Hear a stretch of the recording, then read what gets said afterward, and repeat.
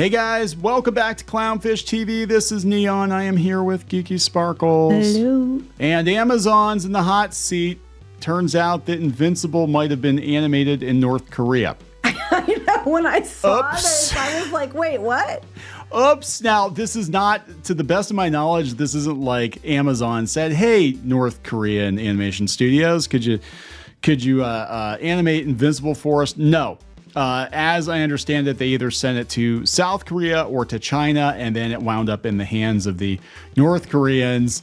I think if it sent to South Korea, it probably would not have ended up in North Korea. No. So my Probably money's on China. So we're gonna talk about this. This is a huge black eye for Amazon, and look, almost all animation comes from the same couple of sources. Like even Japanese shows, they get sent to South Korea, they get sent to France sometimes, they get sent to China, they get sent. They have their own studios too. They do, but I'm just saying, like in Japan they actually do the animation themselves. Here in the U.S., very few houses actually do their own animation. They might do the storyboards and stuff, but then they send them overseas to actually do the day-to-day animation.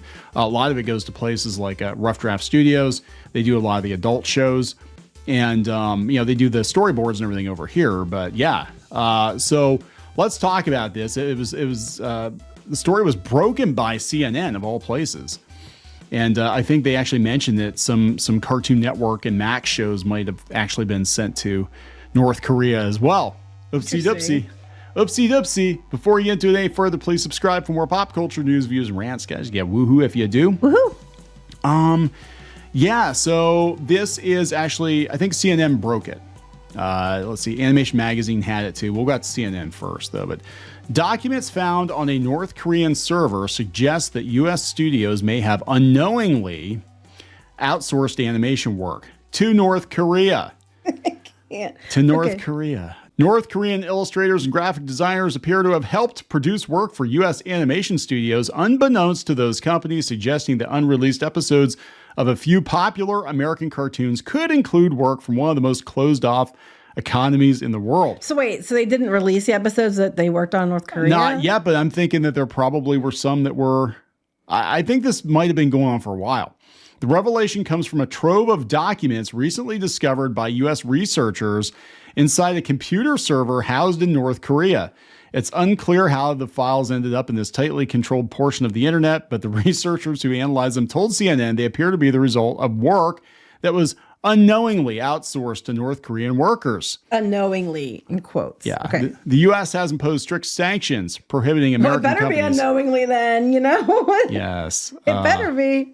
Yeah. So I'm sure they probably work cheaper. And, look, here's the thing. This probably has been going on for a while, because you don't just like throw together an animation studio overnight. No.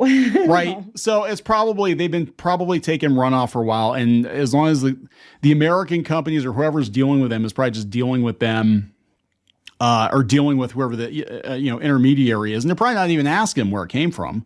Probably like, well, you did the work, Rough Draft Aren't Studios. they? Or maybe they know and they're just saying, oh, plausible is it cheaper? deniability. Is it cheaper? That's all we care about. Is it cheaper?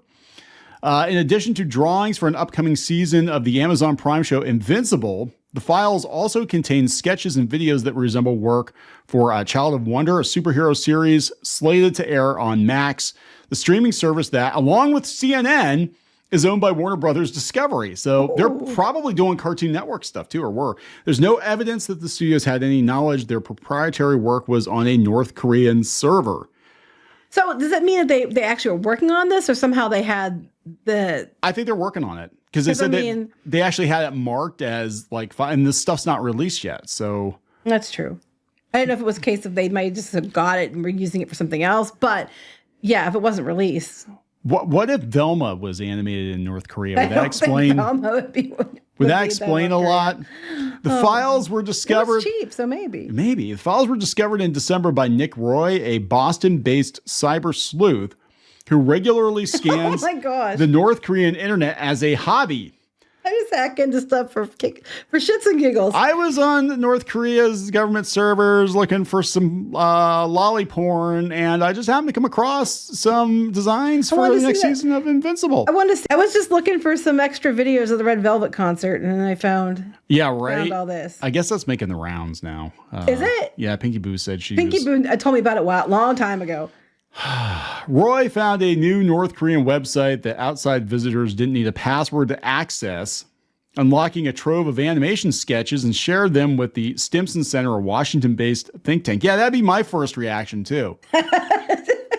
Oh my God, guys. Weird. The whole way around. Oh, North Korea's making American cartoons. Oh, send it to the think tank. Oh my God. This whole thing is just odd. Instead of going to Twitter first, he decided to send it to a Washington-based Well, he said he wanted to go to a think tank. That wouldn't be Twitter. Okay, here's where it's interesting. The documents include a series of Chinese instructions what I figured. That have been translated into Korean. They call for making adjustments to the size and style of the animation. Among the documents, there's also an editing sheet written in English with specifications for animation work with Invincible printed atop. So they outsourced to a Chinese studio, or somebody outsourced to China, and then China outsourced to North Korea. Yeah, that's what that would have been my guess initially anyway. Because we wouldn't have gone directly to North Korea. However, that doesn't mean they didn't know that China wasn't outsourcing North Korea. They're going to say they didn't. Yeah. But, they might not have. But it's just a lot of the stuff. Like, look, I keep telling people this. There aren't a ton of big animation studios out there that do this kind of work.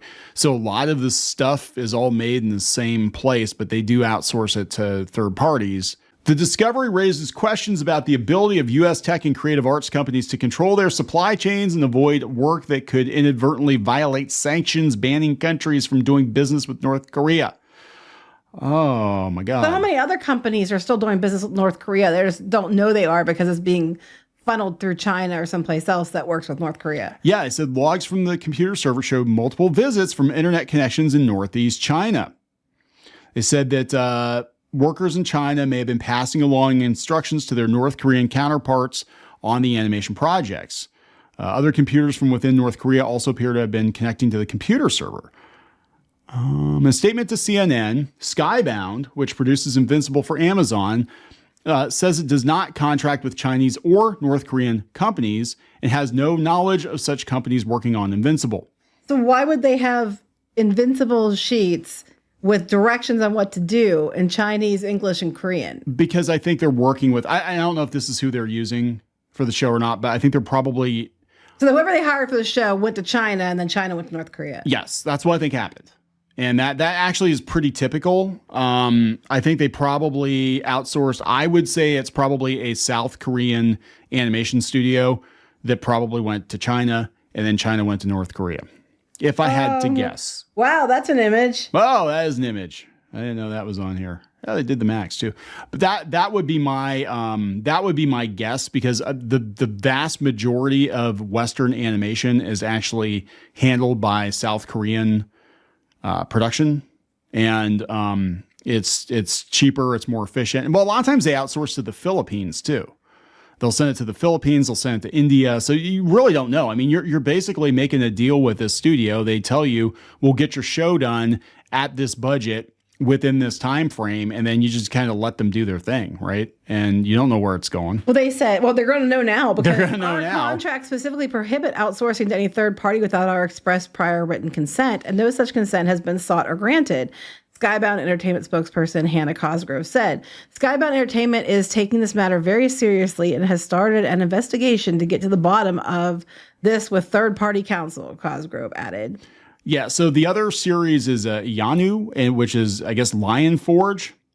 It said U.S.-based Lion Forge Entertainment, which is producing the Yanu. Declined to comment. Declined to comment. Interesting. A source familiar with the matter told CNN that Lion Forge contracted with a South Korea-based animation studio. Well, that's a South Korean, but I just don't think a South Korean-based animation studio is going to give it to North Korea. They're going to give it to China, who's going to give it to North Korea. There you go. That's what I'm telling you. It goes around the bend. So they'll give it to the South Korean studio. South Korean studio will send it to China. They'll send it to India. They'll send it to the Philippines. And one of those other places sent it to... They outsource the outsourced work. And it basically is just kind of like, Yeah, I mean, that's how it works. Like, you don't know who's actually doing this stuff. It's not like back in the old days where, Walt would come in and all his animators would be sitting at their desks and you knew them all by name and you knew exactly who was working on your stuff. And you knew they better not get out of their seat for more than 5 minutes. They better not get out of their seat for more than 5 minutes. Or, and if you were a chick, you had to be in ink and paint. Yeah, you had to be in ink and paint. Well, not the whole time, but yeah.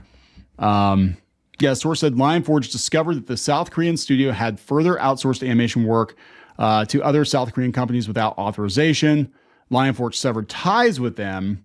South Korean studio told Lionforge that it outsourced the work only to South Korean companies, not any entity in North Korea.